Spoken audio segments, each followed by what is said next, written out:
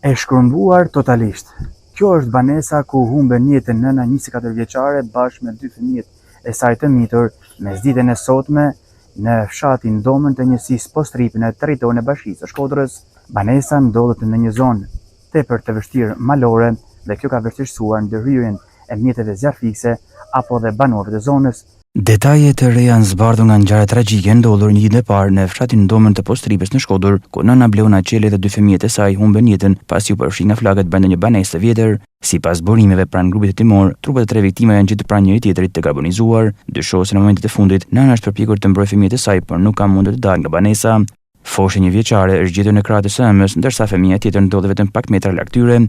Ndërkohë policia dhe shërbimi zjarfikës kanë sekuestruar si provë materiale mbetjet e një bombële të vogël gazi, e cila dyshohet se mund të ketë lidhje me shpërthimin e zjarrin. Jashtë shtëpisë janë gjetur çantat e familjes Qelej, të cilët kishin mbetur të paprekura.